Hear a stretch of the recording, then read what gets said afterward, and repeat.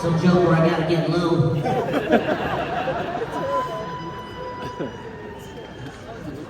Alright, we good? Yeah? Yes, alright, thanks. Alright. So now I make a deal though, because now you got your we're all phone thrown out. out. Put the phones away, don't just turn them off. Don't, I'm just taking them out. Just keep it off, we'll have a good time. Alright, deal? Cool. Alright. God, man, it's been, I don't even know, but I don't think I've ever been here before, but it's been a while since I've been on tour. It's been like 5 years. Ooh, lots going on since then, huh? 2018, actually. We lost Kanye. Stuff, because, he was a friend of mine. I used to see him, we have good memories together, but now, I don't talk to him anymore. It's tough. You probably have friends like that too, right? You were close at one point, and over time, you went your separate ways. Not like that, though. That's only in showbiz. You don't have any stories like that. Hey, what happened to your friend Tony? Oh, man, he bought this Super Bowl ad trying to sell swastika t-shirts. Yeah, it's been getting weird for a while, but that was kind of the last straw. He's married to this naked lady. There's all sorts of stuff. What about Jimmy? Where's your friend Jimmy? Oh man, FBI raided his house. They found 1,000 bottles of baby oil in his basement. Apparently he's been having these crazy sex parties. He's in jail, like forever. I'm never gonna see him again. That's what happened to Diddy. I wasn't ever close with Diddy, but you know what's funny? I remembered I was in a Ciroc commercial once. That's Diddy's vodka. And I did this commercial. It's still on YouTube. You can go on and find it. And the premise of the commercial is that Ciroc is holding its annual Smoothest Man of the Year competition. And the finalists are me and Diddy. And Diddy wins the contest. A bit suspect given that he owns the company that's holding the contest.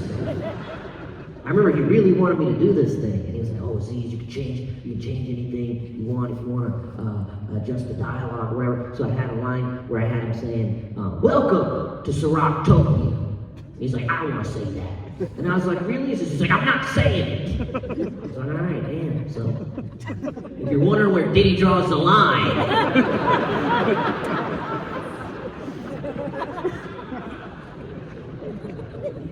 I don't know the rap music anymore, man. I don't know any of these new rappers and stuff. Sir, you in the front, you look like a young hip guy. Who's your favorite rapper? Who do you like? Kendrick? That's an old guy answer. Come on, man. I know Kendrick. I keep up with all that stuff. Yes, I was watching all the Super Bowl and everything. I saw all that. You know what? I started listening to the old school rap music recently. I went on YouTube. I found like this video, like this old school rap battle. That was wild, man. You ever seen that kind of stuff? Back in the 80s, this dude would come out, he'd go, your crew is lame, but your rhymes are whack. You should drop the mic and hit the road, Jack. Ha ha ha ha ha. And the crowd's like, oh! And then the other guy comes out, he's like, nobody goes to your shows. You can't sell tickets when you listen to the crowd. All you hear is crickets. And the crowd's like, no! Now it's like, Drake, you're a pedophile. Your mother should have had an abortion, Drake. Your father was a bad role model. You're a bad role model to your I'm like, I don't even know if any of this rhymes. This is really vicious stuff sent to a very catchy beat. Da, da, da. Drake, you're a pedophile. Da, da, da. Mother abortion. Da, da, da. Bad role model. Okay, I like it. Nice.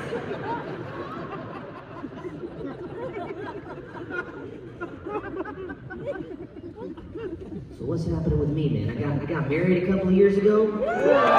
Yes. Thank you. We'll see what happens.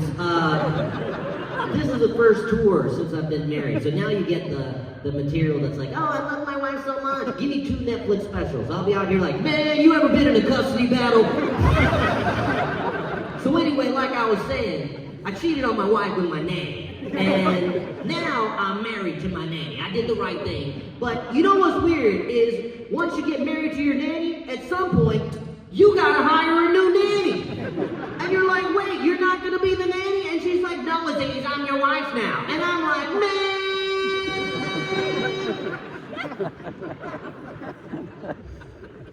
I hope that's not what happens in my life. My wife and I, we got married 2 years ago. We had a nice wedding. We didn't do anything crazy, but I told all my friends it was a super traditional Indian wedding. And I made all of them get dressed up, and then I took photos of them and sent it to their workplace and accused them of cultural appropriation.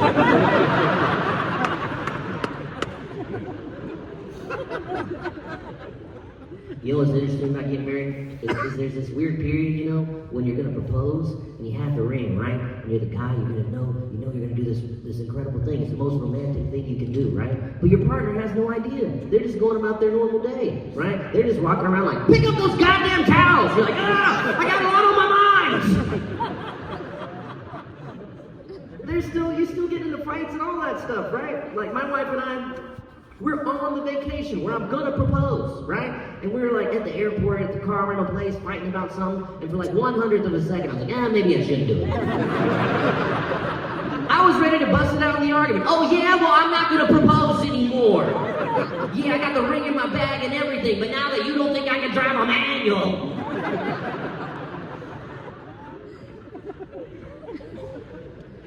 We met in London, and I moved there a few years ago, and I like London, man. It's chill.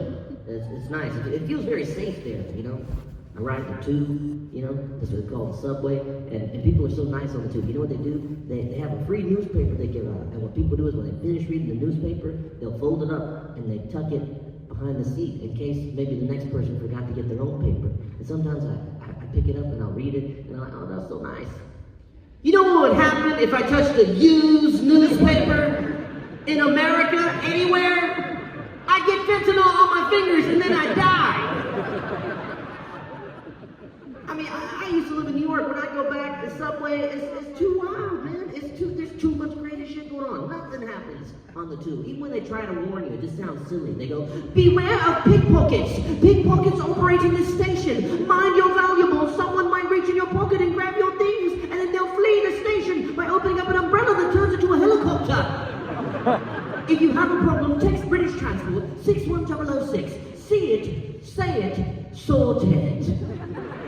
That's their slogan, which I didn't understand it for the longest time. Because at first I thought they were saying sort it, like I gotta take care of it. I'm like, well, why am I contacting you in the first place? Then I realized it was sorted in the past, but that doesn't make any sense either. How are they going back in time and solving these issues? Hey, my wallet's missing. It's in your pocket, son. Oh, damn, okay, thanks. New York, they don't even bother making announcements. How could they begin to address all the dangers lurking in the depths of those tunnels? Just be some guy like, all right, y'all, a lot of shit going on down here. A lot of mentally ill people post-COVID. We just gave up on them. Don't help them. Don't help them. Even if they got no arms, don't help them. I've seen too many people get beat up by nubs. We got TikTok trends too. Someone might punch you in the face or put a cinnamon roll on your forehead. They call them hidden buns. You know what the slogan in New York is, right? The real slogan, you know what it is? See something, say something. That's it. There's no promise of help. You're just kind of on your own, I guess. Oh man, I just got stabbed. You saw it, you said it, sit down.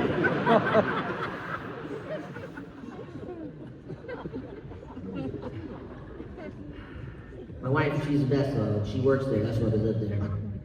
This is how great my wife is, all right? You know, I'm flying over here to do the shows in London, and when I'm on the plane, I like to wear an eye mask so I can sleep, and I couldn't find my eye mask. I lost it. And I was like, oh man, I forgot to get a new eye mask. My wife goes, I already ordered you one. I packed it in your bag. Yeah, that's who she is. You know who I am? Where's my eye mask? I can't find my eye mask! Can you find my eye mask? Have you looked anywhere for it? No, why would I waste my life looking for my things? Can you find it? This is another story. It's me in a nutshell, okay? This is true. So during the pandemic, I got into this paella phase. I was making paella all the time. And so my wife got me this really nice paella pan. And then I never made paella again. I don't know why. I still haven't done it. It's been years. I've never made paella because of this pan. I don't know what it means. We're good though, man. We're in a good place now. You know, it's going great, you know? The only thing, every now and then she gets in these moods, I don't know, ladies, you ever get in this mood? She's the most beautiful woman to me, but sometimes she just kind of loses her self-esteem. She's like, I don't like any of my clothes, I don't like the way I look. And fellas, you know when your ladies in this zone, there's nothing you can say to snap them out of it. And you love them so much, but there's nothing you can say, right? It's tough, right? Well, this is my plan. Next time she gets in one of those moods, this is what I'm going to do. I'm going to intentionally get caught masturbating. And when she goes to see what I'm looking at, it's just a photo of her in an evening dress. She's like, what are you doing? I'm like, oh, you just look so good in that color, and I don't know all the different angles of the photos. I'm sorry. What's this paper that has all these numbers on it? It shows how much the dress costs brand new and how much you save getting it on eBay. It's just, you're so good at finding deals.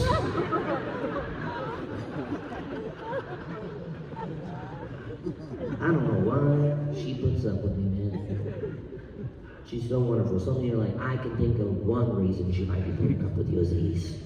You've done okay for yourself financially, have you not? Yeah, but that's not why she's with me. I know, because I tested her. It's true. One time I was on a ladder, facing something, and I fell down. I was fine, but when she came to check on me, I played dead. And as soon as she saw me, she was like, ah! And the pitch in which she screamed to confirm she truly loved me. Because if she didn't, she'd be like, oh shit, we're ahead of schedule. Okay, let's start transferring the funds, Josh. No, she would never do that. Because you can't, we signed a prenup, so. It was her idea. Even before we got married, she's like, if we get married, I want to sign a prenup. Because I don't want your money, and I don't want anyone thinking I do. And I was like, great. Let me know how I can support you on this. And we did it, and man, I don't know if any guys ever signed a prenup, but it's a wild experience. You talk to all these lawyers, they start going through all these crazy hypothetical scenarios. They go, okay, AZIZ, let's say, God forbid, you've been married for a week, and then all of a sudden, you die in a horrible car accident. How much money do you want to leave for your wife? And I was like, none? We've been married for a week, and then all of a sudden I die in a car accident? Doesn't it seem suspicious to anybody? Can we leave everything to a private investigator? Because to me, it sounds like this bitch took me out after a week! Then they go, hey, okay, AZIZ, let's say you're together 4 years, and then you guys split up. It's all amicable, but you go your separate ways. How much money do you want to give her per year that you've been married? I said, I'm not trying to be difficult, but again, none. Why? Why am I cutting her checks? She said it's amicable. They said, well, AZIZ, maybe she's made certain sacrifices in her career to help you. And I said, hey, you're talking to me? You know where I am? I'm in London. I'm not over here doing an arc on Peaky Blinders. I'm over here losing work, okay? I'm about to fly to Wallingford and tell jokes about riding the tube. Let's be serious. Then I go, okay, AZIZ, what do you really want to get out of this? He said, look, my wife's the greatest thing that's ever happened to me. I would be so sad if we split up, and if we did, of course I want to take care of her. All I ask is that I don't be taken advantage of, like my poor friend, Chris Rock. He had a divorce where he lost a lot of money, famously, right? As soon as I said this, everyone on the call got weirdly quiet, and the lead lawyer jumped on the phone. He goes, AZIZ, we can't talk about that. And I go, huh? Why not? And he goes, well, we represented Chris's wife. And I said, oh shit, you guys are hired. Let's go. Just do whatever you think is best.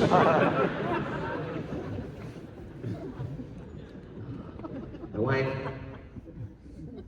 she's a Caucasian looking lady. I know some of you hear that, you might be upset. Some people don't like that. When someone like me, especially a public figure, ends up with someone outside the ethnicity. And you know, if you're one of those people, I just want you to know from the bottom of my heart, if I could turn her Indian, I would. Technology's just not quite there yet. It's strange because, you know, I see a lot of you here, you're interracial relationships, and I used to not think it was a big deal at all. I dated people with many ethnicities, I was going, it's all fine, you know, whatever, hey. Grandma's closed-minded, she doesn't understand the modern world. I'm telling you, man. You're married for 2 years. One morning you wake up and you realize, oh man, the food is not as good. What have I done? By food, you mean? Are there any Indian people here that wound up with Caucasian people? Calm down! You didn't let me finish the question! I just said, are there any Indian... Ah! No! There's a second part! Though I appreciate your presence. So are there any Indian people that ended up with white people here? Raise your hands. Anybody? Yeah? Miss, what's your name? Dineti? And are you Indian? Yeah? Sri Lanka, close enough. Okay, well, now you lied to me, so... So now we gotta pretend. You could have just said, yeah, I'm Indian, but now... You're Sri Lankan, okay. And sir, what's your name? Aaron. We got it. Is there a part of you that wishes you could turn him Sri Lankan? Just a little part. And what is the little part? Like, what is the thing you're missing? Speaking the same language? Yeah, I mean, there's a lot of that stuff, right? My wife's Danish, and she's like, oh, if we have a kid, they gotta speak Danish. And I'm like, all right, well, they gotta speak Tamil too. You know what's weird about that? I can't speak Tamil. I'm trying to have the kid be more Indian than me, you know? Because here's the thing, like, you see someone like me, you're like, oh, AZIZ, he's Indian. I'm barely Indian. I'm doing the bare minimum to be Indian. I just have to look. That's about it. It all starts falling apart once you start really examining how Indian I am, you know? I'm level 0. You know what that means? That means you go to India when you're 10 years old, and you're like, how come there's no air conditioning here? It's so hot! There's too many mosquitoes! Why don't they have McDonald's? I hate India! I hate India! I hate India! And then all your relatives that live there are talking to your parents like, you know your kid's a real piece of shit, right? He's chanting, I hate India. That's where we're all from.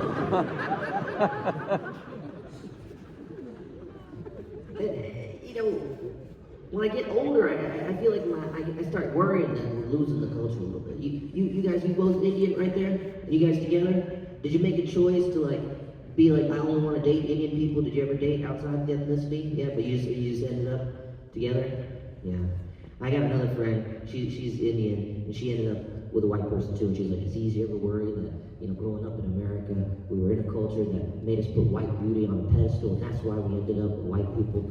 And I said, no, I don't think so, because, when I grew up in South Carolina, there was no Indian people around really, but when I went to school at NYU, New York, plenty of Indian women. I was attracted to them, some of them I went out with, some of them didn't want anything to do with me, and, at a certain point, you just start fucking white people. There's just too many of you around. It's a numbers game at some point, These are the only 2 Indian people in Wallingford. They had to just start fucking each other. That's it. That whole generation, that was it. She's gone, dude. He hooked up with her. It's done. But I don't think it means anything about putting beauty on a pedestal. I mean, it'd be one thing if I was in India fucking white people. Then it's like, hey man, you're really going out of your way here. What's going on? My wife, she's Danish, which is cool. I like Danish culture. We go to Copenhagen in the summer and stuff. It's cool. It's nice. I don't mind that. It's a lot better than if I just ended up with some white lady named Lisa from America, because then you got nothing. What are you gonna tell the kid? This is Cleveland. These are chicken fingers, very traditional American food. These are homeless people. We just let them wander around like zombies and hope they figure it out.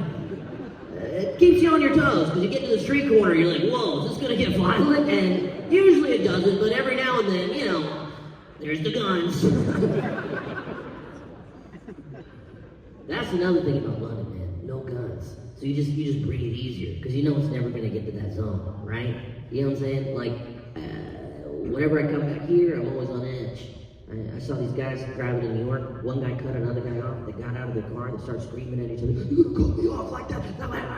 And I'm on the sidewalk with some other New Yorkers, frozen in fear, because we're like, do one of these guys have a gun? Are we gonna get hit with a straight bullet? Because you keep hearing these stories, right? And they feel like they're getting closer and closer. And you're scared that one day you're finally gonna become a part of one. Luckily, Nothing happened. But we were so scared. Next week, I was in London. Same thing. One guy cut another guy off. You know what happened there?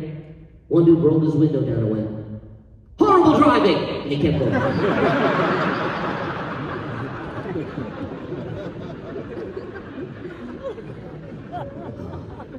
Oh, you want to know my favorite fact about the Trump administration? Oh, come on, Aziz. Do we have to? Come on, man. Can't you just talk about rappers and being Indian the whole hour? Come on, man. Is this the fun fact? Okay, here it is. Between me and J.D. Vance, who would have thought he's the one that ended up with an Indian wife? That lady's fucked up, man. She's just in the White House eating samosas like, I guess they're fucking everybody else over.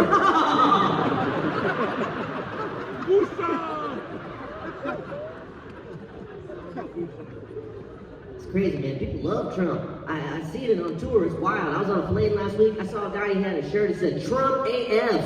Trump as fuck. The election's over, dude. It's March. You're still wearing the merch? Trump as fuck? Did they even make a Biden as fuck t-shirt? I don't think they did. I don't think you're supposed to like a president that much. They're Grover Cleveland as fuck? Herbert Hoover as fuck? Calm down.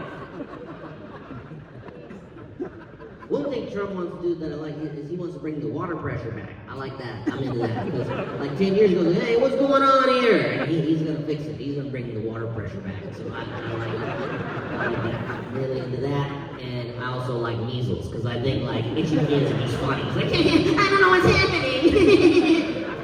That's kind of funny.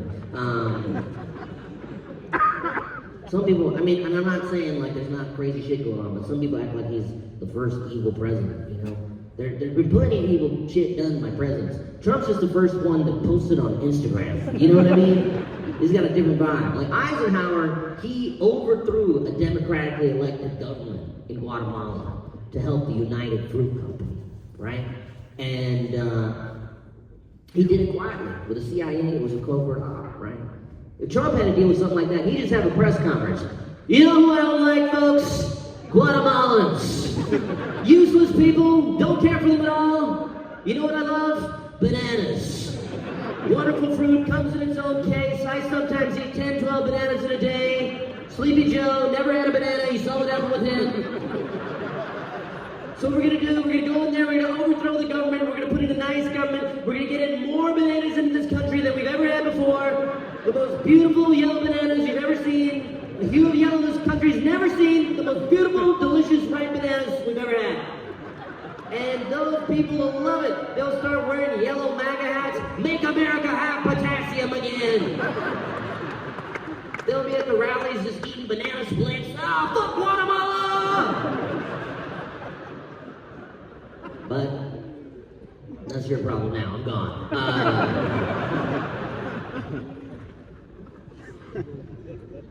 He loves Indian people, man.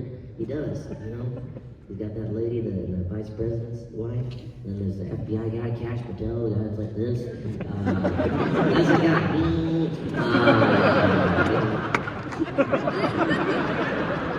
And then there was another guy, you know. There's all these conspiracy theories. I want to start one. My conspiracy theory is that Trump loves home-cooked Indian food. Like that's why he's going to all this trouble, right? You wait, there's going to be a chat. In like a couple of weeks, it's gonna leak. What was that biryani recipe? This is very stupid. I apologize. That was a dumb joke I didn't need to do. It's too silly. But I'm just saying, we gotta give credit where credit's due. If you're talking about diversity and all this stuff, you know, there was a lot of Democrats in office for a long time. The only Indian person I saw in government back then, my character in Parks and Rec. That was it.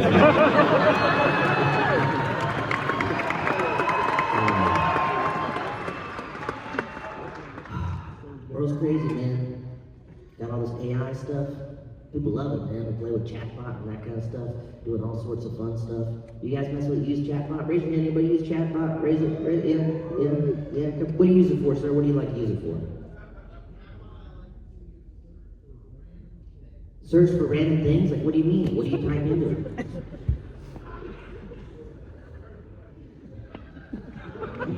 You ever realize you picked the wrong person? Yep. Who else uses it? Raise your hand. Anybody else? Eunice, what do you like to use it for? Your year-end review. What does that mean? What's your job? Self-promote year-end review. Interesting. Wow. It's a wild technology, man. You can go on there tonight and you can type, do stand-up in the style of AZIZ Ansari about being married to a Caucasian woman. And it'll come back, man, being married to a white lady's crazy! And then it'll say all that stuff I said earlier.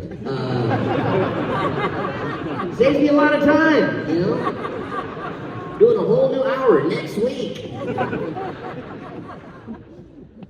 I watched this 60 Minutes thing about AI and how to train those chatbots. You know what they do? They have these places called data farms. They have them in places like Kenya, and they hire all these people to do all this labor. And there's a lot of human labor involved. Like, you know how they train the AI to know like what an umbrella looks like? They just have people sit there for hours clicking on photos of umbrellas. So then anytime the AI sees an umbrella, it knows what it looks like. That's how they train it. And they interviewed this guy who was working there, and his story was a little darker. So the other thing they got to train the AI to do is, so the AI knows when something's kind of fucked up, if it's very sexual or very violent, the AI needs to know. So this guy's job was to sit there and just watch super sexual content all day. And he just clicks on it, for hours. And they interviewed the guy, and he was so messed up. They were like, are you okay? And he was like, no.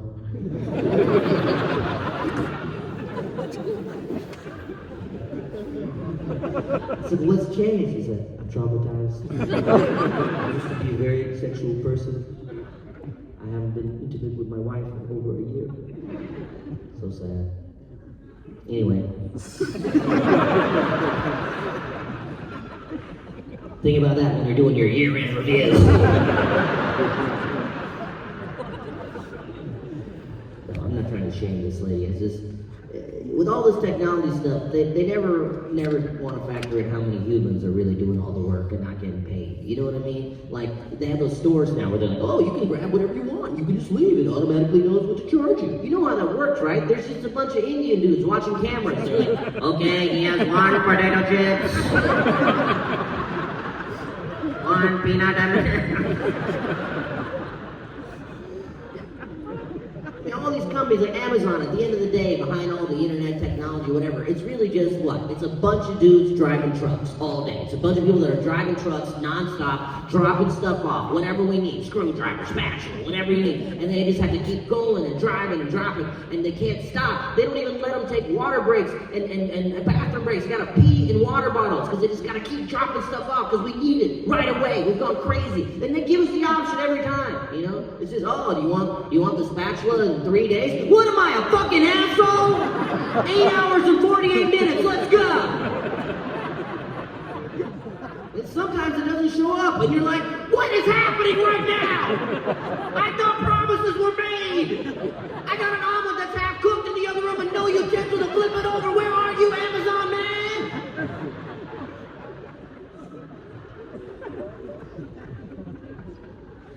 They never talk about that when they make these predictions about AI and stuff. They never did it when the last time we had a moment like this with the internet. No one was like, oh, it's going to change everything. You're not going to call a restaurant and order food. You'll just see a picture of food on your phone and you'll press a button and it'll show up at your door. Oh, whoa, is it going to teleport there? No, there's going to be minorities on electric bikes. They're going to be risking their lives to get you ramen, and it's going to be dark. That job's tough, man. Those delivery guys. I had this movie coming out in October. It's called Good Fortune. It's me and Keanu Reeves, Seth Rogen, Keke Palmer. It'll be in theaters in October. You guys better fucking go. It's gonna be good. But I wrote this movie, and a big part of it was about this kind of job, the gig economy, right? And so I called all these DoorDash drivers and started interviewing them. And eventually I was like, man, I gotta get out there and do it myself. So I took over this dude's DoorDash account. And after an hour, I was like, I get it, this sucks. Everyone's mean to you, no one's tipping you, it's tough, man. But I'm glad I did it, because I use those services. And now, whenever I use it, I tip these guys hard, because I understand, you know? And it was a valuable experience. I almost didn't do it, though, because a friend of mine was like, oh, AZIZ, you can't do that. Someone will recognize you. And at first I was like, oh man, you're right. But then I realized, who in 2025 is confident enough to see an Indian guy doing DoorDash and go, "You're AZIZ Ansari, right?"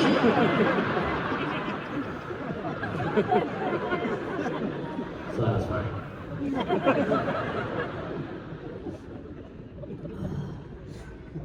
So, what else? Been married 2 years, wife and I, we're thinking about kids. We're trying. Yes, thank you. It's very annoying though. I didn't think it would be this big a deal. I thought it'd be very quick. You know, when we first started, I was 41, my wife was mid-30s. I thought it'd be very quick, but it became a whole thing. I remember the first time, you know, when we tried without no birth control, nothing, right? Oh God, here we go. I remember vividly when we finished, right? I was just like, oh, I gotta be careful on my way out. I don't want to injure this child. I was so certain, you know, because, you know, I'm a pro-choice kind of guy, but in that moment I was like, they're right, it's life, we did it.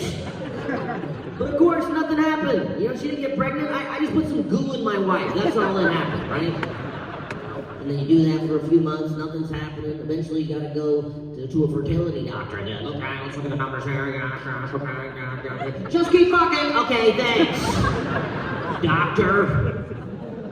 And then your wife steps it up a notch, right? She starts drinking green juices, doing acupuncture, all this kind of stuff. You have some app that's like, you gotta fuck now! Where are you? We gotta fuck as many times as we can in the next 3 days!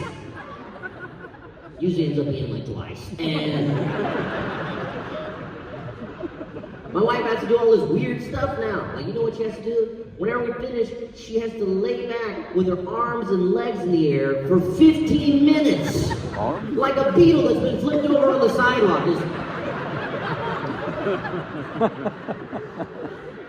I don't think she has to move her arms like that. Why do my guys need all this extra time? 15 minutes? Do they not know what they're supposed to be up to? Are they just sitting there like, are the dishes not coming out? I thought we were supposed to be in the whirlpool by now. Is there an Apple TV or anything in here? Or are they just like old and slow and they're getting lost and they're sitting there like two old guys on a road trip in Florida like, we need to download Google Maps. No, we need to get Waze. That has live traffic updates. Google Maps owns Waze. It's the same thing. No, I've used them both at the same time. That ain't true. It's tough because if you're the guy in that situation, you want to do more, right? You want to try to help, but there's nothing for you to do. You know, it's all on your partner's shoulders, you know? You go to the doctor, and she's saying all this crazy stuff to my wife about maybe having to do IVF and all this stuff. I'm like, is there anything I can do? And she's like, yes. Eat more walnuts. And you know what's so sad is even then, I'm not aggressively pursuing walnuts. I could definitely eat more walnuts than I'm eating now. My wife would have a bag of walnuts with her right now. Just eat it. I gotta help AZIZ. The other thing is, ladies, like when you guys are going through this stuff, your girlfriends start coming out of the woodwork, right? They start having tips and tricks. They're like, are you trying to get pregnant? You need to see Dr. Wu. Okay, Dr. Wu practices Chinese medicine and Western medicine, and he'll make you these special teas, and then he whispers into your pussy. None of my guy friends are hitting me with tips like that. They're like, oh, AZIZ, you guys trying to have a kid? You need to see Coach Taylor. Yeah, he's a doctor, but he's also a retired football coach. And he'll give your balls a pep talk. He'll be like, all right, boys. I know you don't move like you used to, but it's the fourth quarter. This girl's 36 and this game's almost over, so I need to see some hustle. Let's go! And then your sperm are like, no,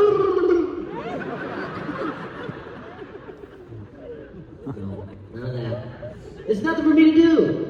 The only thing I did is at one point I had to make a donation to check my eyes. They were okay, thankfully. And my wife set it up so I could do it at home. She found some service so I could do it all at home, which I hope was legitimate, because otherwise what I did that day was horrifying. I basically jerked off into a plastic cup and then took it to the post office.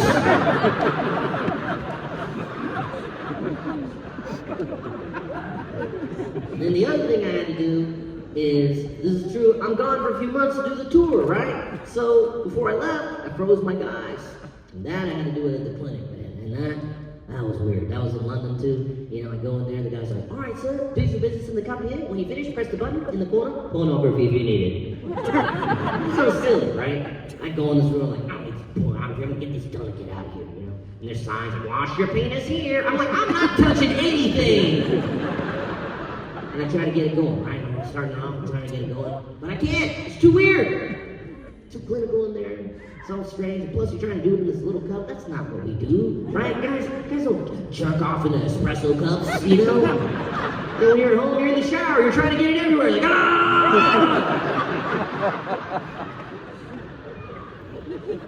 So now I'm like, I need the pornography. I need help. So I go in the corner, there's a little LED TV, and it has a button, and I hit the button. I don't know what's going to show up. As soon as I hit it, it's just a porn website, like Pornhub, just like a normal porn website. And it's got tiles up, and it's got all the usual stuff. Oh, stepsister comes over to help with the laundry. College co-ed sees her first black. I'm like, what is going on here? I thought there'd be classier shit at the doctor's office. I thought it would be some video like gentleman has intercourse with his wife. Like, I don't know, in my head, I guess I thought the doctor's office was gonna make their own pornography. Starring the people in the office. Anyway, I found a video, got it done, and it was so odd, man. It was so strange. And again, it's just another silly thing to do in England, you know? Because, you know, that accent, you know? When I was leaving, I heard some guy in the corner that gave me the thing, like, over there, pornography in the corner. He's like, won't be necessary, sir. Go to San Soldier. Here you go.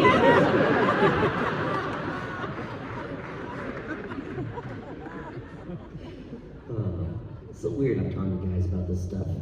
Because, you know more than my parents do. I don't tell them about any of this, because you don't. Because it's weird, right? When you're dealing with that stuff and your parents ask, you gotta lie. Your parents are like, when are we gonna see some grandkids? And you're like, we're still thinking about it.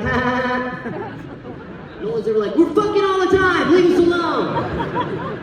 We're not getting any younger. Neither are we. That's why it's taking so long. Of course we want you to be alive. Who do you think's gonna take care of these kids?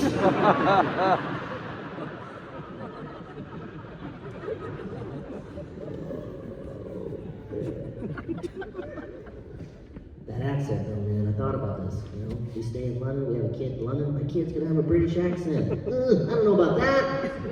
I want some kid around, Daddy, get out of the crumpet. Ah! Get out of here, British baby! You sound like someone that colonized my ancestors. It'd be weird. You know what's even more weird? What happened to me? My family's from India. I grew up in South Carolina. I had a deep southern accent growing up. My family, they're Muslim people from the southern tip of India. One generation later, I'm running around like, Assalamu alaikum. Well, howdy, wa alaikum salam to you too, young Aziz. Thank goodness they stopped in South Carolina. Could you imagine if they kept going further south? It would have been ridiculous. I would have been running around like, Mama, I do declare this is the finest tandoori chicken I've ever had.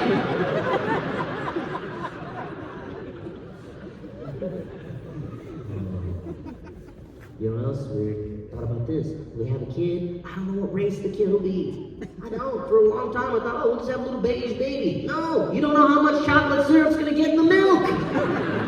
You just got a range. You got me on one end, her on the other. Kid could be anywhere in between. You don't know. My wife's sister, she's with a guy from Ghana. Their baby looks like Emily in Paris. I don't want no Emily in Paris baby. Is that fucked up to say that I don't want a white? Not that I don't want a white baby. I don't have anything against whites. My wife is a white. It's just not. It's not my favorite race. What, is it yours? Does someone want to come up and say white is my favorite race?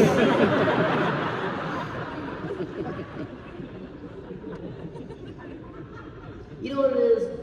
I'll tell you a story, okay? My dad, when I was growing up in South Carolina, he was a doctor, and the hospital in town would always give the new doctor an office to get their own practice going. But they wouldn't give one to my dad because he looked the way he did. So my dad bought a piece of land right next to the hospital, and he built his own office.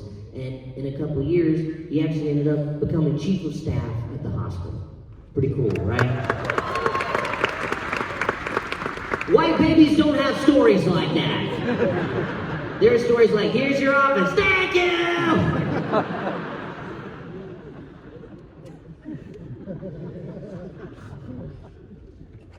What was your name, Sri Lankan lady? What is it? Danette, do you guys have any kids? No, not yet. Indian people, you guys got kids? How many kids you got? 2 kids? How old are the kids? 3 and 7. Oh shit, I can just imagine 2 little hyperactive brown kids, just like me, causing trouble. God, it's so much pressure on these kids now, and on the parents too. It's a little more intense than it was when we were growing up, I think. Don't you think? Like, I talk to these parents, friends of mine that got kids, they're so worried that they're gonna fuck these kids up and do something wrong, not gonna get into college. There's so much pressure. I hear parents saying things like, oh, Tristan's studying Mandarin now. I'm like, why? Is he conducting international business in Beijing? Why is he learning Mandarin just to speak Mandarin to other wealthy Caucasian children? I don't understand. I mean, we learn languages too, but it was like in middle school, we were learning Spanish, we were like, oh, buenos dias. They're like, get out of here, you got an A. New parents too, they're so worried about what the kids are eating. That Tristan's on a whole foods diet. We just mainly give him nuts and grains, a lot of fruits and vegetables, no processed foods. My parents gave me Burger King every single day. They didn't give a shit what I ate. AZIZ is on a cartoon-based diet, just anything with a cartoon on the box. We just let him eat it. Anything he whines and wants to eat, we just let him eat it. I think for lunch he had some kangaroo-shaped cookies that he dipped into chocolate icing, something like that. Fruits, he may have had a few gushers, I don't know. They know where the kids are at all times, right? Yeah, they say, Tristan, we put an air tag in Tristan's shoe. We know where he is at all times. We'll never be able to not find him. Our parents never knew where we were. Never. We were all in the woods somewhere, just waiting to get molested. Our mom's at JCPenney, hoping for the best. Gotta get these returns done.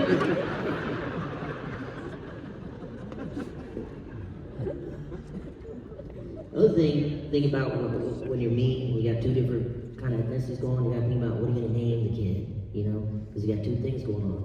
You got you're gonna go an Indian name, or you're gonna go more Danish name. You don't know what's gonna happen. My wife's like, oh, if a little girl, it's gotta be this Danish name she's always wanted. So that's fine, whatever. But she's like a little boy. She's down for an Indian name. Yeah. So you got like this whole list of Indian dude names on her phone. At least I think that's what that list is. I'm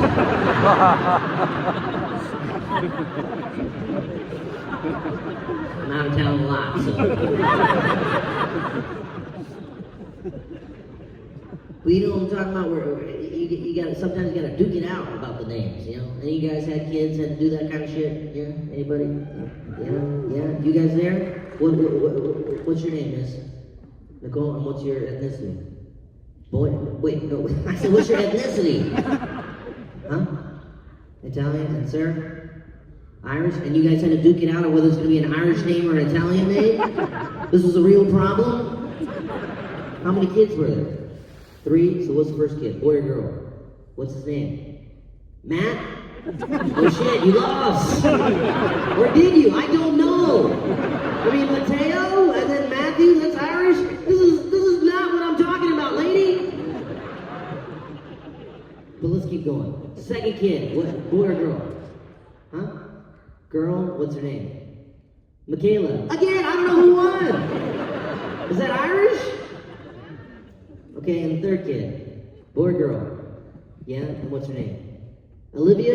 Is that Italian? Did you win that one? I have no idea. No one knows the difference between Irish and Italian people in America. They just see beige, very light peach skin. Everything's gonna be fine for all 3 of those kids. Stock's gone up a lot in the last few months. Everything's gonna be fine. I'm talking about where the names sound a lot different. You know, people gotta make deals. They do like, okay, I get the first name, you get the middle name. You know, that's what we meet these kids. What's your name? Ashley? What's your middle name? Muhammad? Or they play the game like, okay, I get the first kid, you get the second kid, right? That's when you have these families like, yeah, these are kids, this is Larry, this is stop down, Obama, man, let's get that Larry, let's go, stop down, Obama!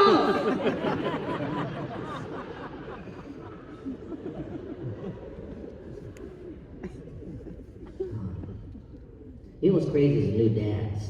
That's wild, because the old dads have seemed like a very straightforward deal, right? They have easy jobs, like provide for the family, be a scary authority figure. If things get out of hand, hit the kid, right? Simple. Now you can't even do number 3, right? Now you got new dads out there like, I don't want to invalidate your feelings. I just want to understand your perspective. You took a dump in my suitcase, and when you shit in my things, it makes me feel like you don't like my thing. I don't know.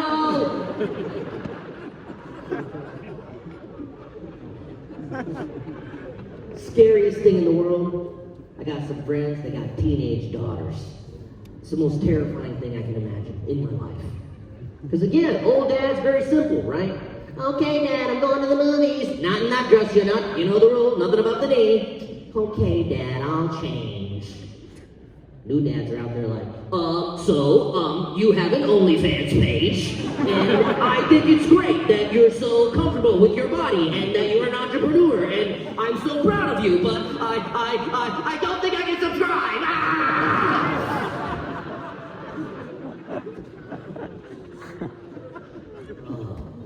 At the end of the day, you just gotta hope you have a good kid, right?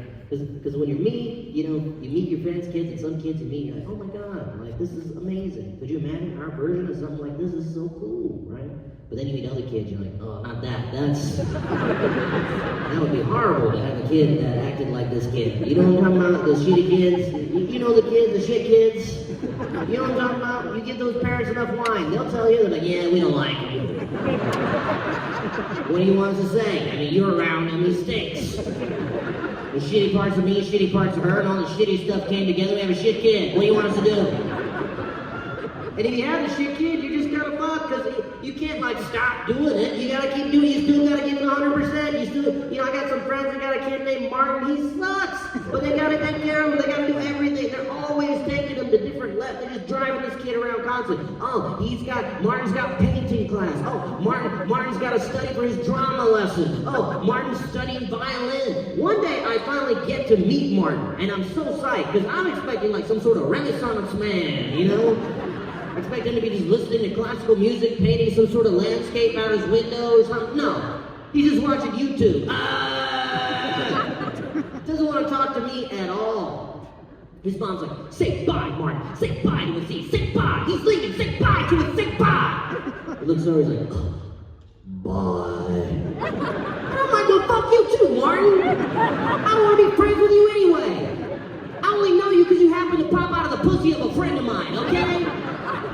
Why would I want to be friends with you, Martin? Why? Oh, because you like tractors and Paw Patrol? You're like the basic bitch of kids.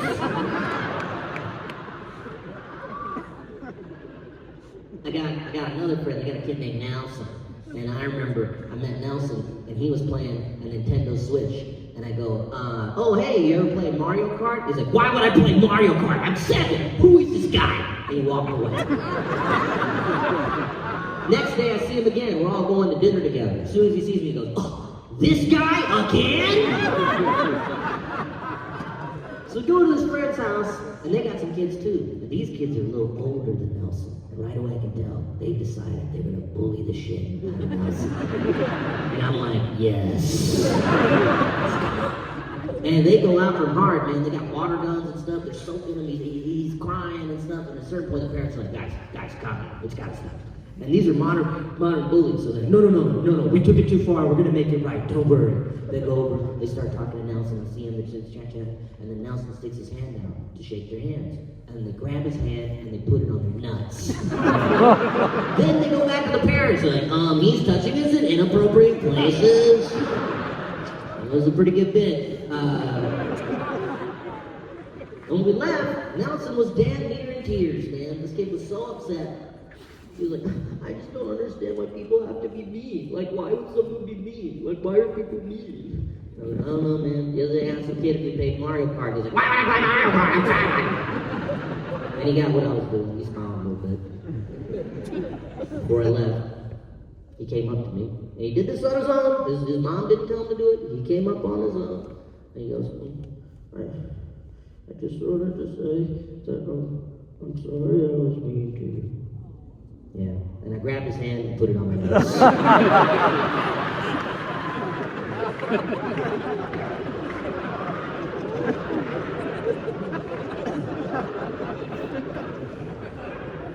You guys are a chill crew, man. You're fun.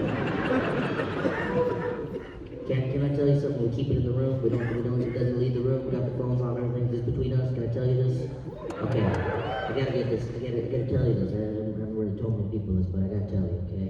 A couple weeks ago, I went to one of these Oscar parties in LA. And it was one of these parties where everybody from all these movies was there.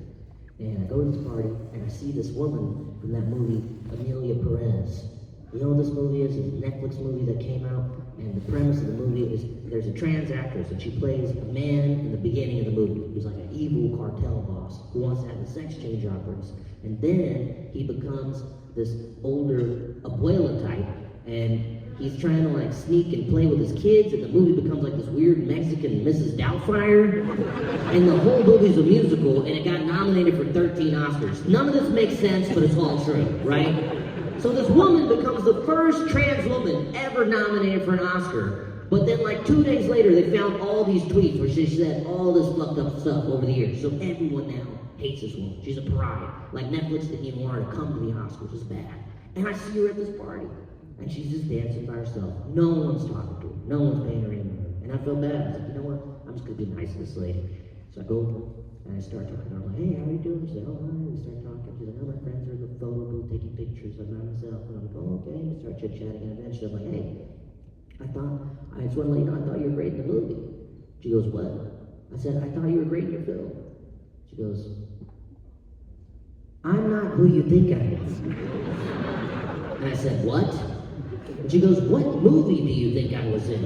And at this moment, I realized, this is not Amelia Perez! This is some cis woman who's mortified that I might be confusing her with an evil trans lady from Amelia Perez! And I immediately disintegrate inside from embarrassment, shock, horror, fear, everything. Some of you are sitting there like, huh, I've been embarrassed like that. No, you haven't! No one's felt the feeling I felt. Just me and the troops on the beaches of Normandy. That's it. I'm so scared. I'm like, what do I do? Somehow I get out of the conversation. I'm like, there's nothing to do here. I just gotta pretend this did not happen. There's nothing else I can do. And, you know, I go on with my night. We're hanging out, and every now and then I bump into this lady, and I'm like, ah! And I was like, I'm clear, right? We're just gonna act like this didn't happen. We're all good. But eventually, it gets late in the night. This lady's had a couple of drinks. She starts staring me down across the dance floor.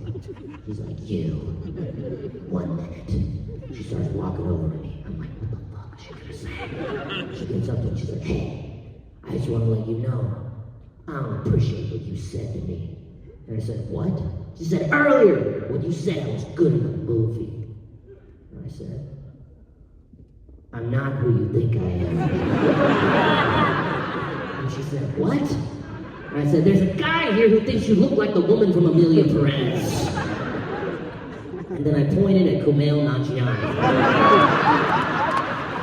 Well, for you guys are awesome, man. Thank you so much for coming out.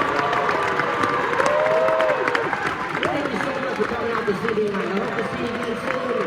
Thank you again. Good night. Thank you.